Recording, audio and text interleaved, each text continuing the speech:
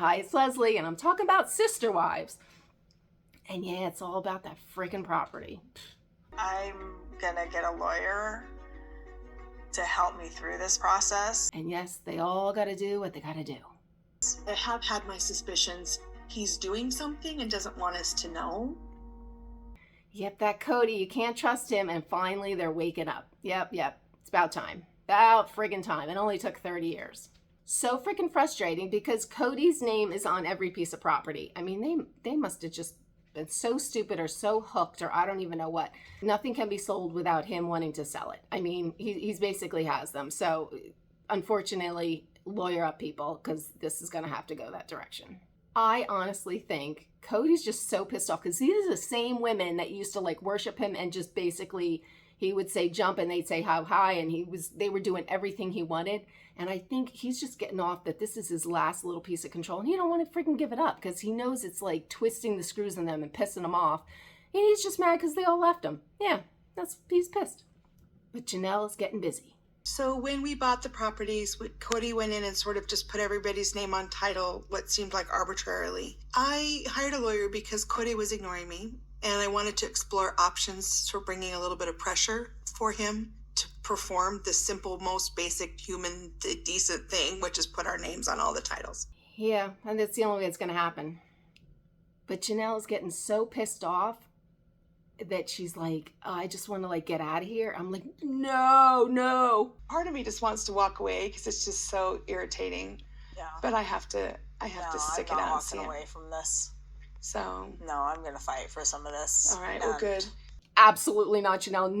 No. Get that freaking lawyer. You do not walk out now because then he wins. Oh no, that would really irritate me. Him and Robin, who like just, I don't know what the freak she does, but she comes out of this like with everything. So I guess Janelle gave money for Robin's house yet. And Janelle said, oh, I should be on that deed too. If you're all in it together, wouldn't everyone's name be on everything? But no, Robin's name was on that. And he's like, oh no, she needs an estate. Like he was even planning it back then. He was planning it back then to set the chosen one up, keep her taken care of. It's funny. They said Kody referred to Robin as a diesel jeans model. I was like, was she really a model? I mean, she was cute initially. Something got a little funky as she got older, but she was cute. And I was like, was she really a model? Of course, I had to Google. I didn't see anything about it. No, I don't think so. But of course, Kody thinks they're just doing this and trying to get something they're really not entitled to as far as this land, because he says him and Robin have put the most money into it. Actually, him. He's put in $160,000 more than anybody else for whatever. Well, you guys are all leaving, so what, you want me to take Robin, what Robin has, and take from that? I mean, the only assets I have are what were Robin's assets. They keep complaining about fairness when it's me and Robin who have dropped so much more money on Coyote Pass. I paid $160,000 more than anybody else paid for Coyote Pass. Yeah, Mary got one piece and she paid into all of that shit? Like, what family? She had one kid? She's not being ripped off?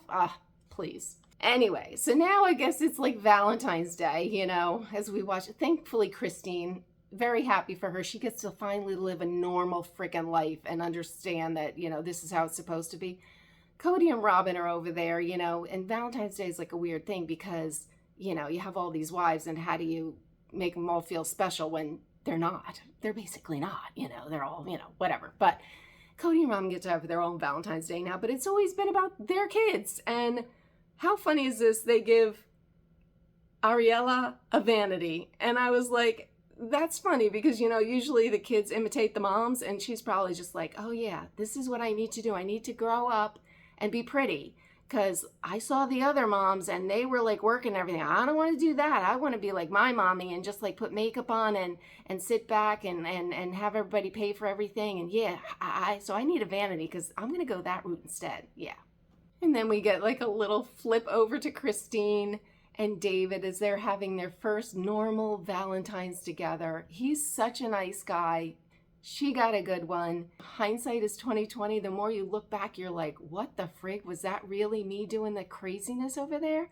And she's having those moments. It's just so weird to think about. I was married to a guy who had intimate relationships and kissed other women, and it was fine because it was part of our culture and it's what we did. I can't believe I was okay with that. I can't either, but you know what? That's why they get you young. You get you young and stupid before you get your mind thinking and you form your own thoughts. You're sucked into it, and then once you have a baby, it just becomes all about the baby. Yeah, that's why you got to marry him young, because any older person would be like, oh, hell no, I'm not signing up for this shit. And Robin, of course, asked Kody, now that he's come out of his depression and bounced back from the rejection of his 3 wives, that I don't know if he loved them. He says he loved them now. He's claiming that was just being upset. I don't freaking know. He was not in love with them. I think he only was in love with Robin, but whatever. He's come out of his depression and he's spending a nice Valentine's Day with his love, his person, that would be Robin. And, she asks him this. How do you feel about not being a polygamist anymore?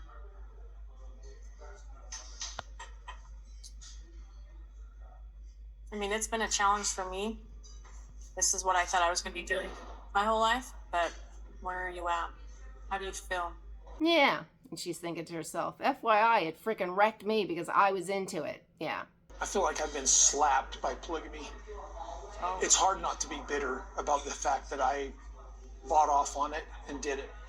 I don't want to be flippant with my answer, because we were devoted to this, but I'm not interested in plural marriage anymore. I don't want to pursue another woman because I don't want that headache, the questions, the struggles, the wonder about trust. I'm not in that space. A truer statement has not been said, because that is the freaking truth. That is such a headache trying to keep all those balls in the air, and no. But I think you're fueled by just the constant adoration and just everyone praising you and just bowing to you, so that energizes you. You're getting off on that. That saying comes to mind when they say high on your own supply. That's Kody. That's Kody. But everyone was supplying him. And no shock here, Robin concedes that, Robin confesses, yeah, she was heartbroken and devastated. Yeah, crying. A lot of trauma, but Kody is now at peace. Yes. And I guess he's trying to mend his relationships with his kids, which is a good thing. Yeah, because we know one tragedy is a-coming, and I think it's coming in this season, this whatever it is, so that's going to be really weird. Oh. But, yeah, he's trying to pick up the pieces and move on. But anyway, I follow this nonsense every week, so if you want to follow along, please subscribe, hit the notification bell, and I will see you next week. Bye.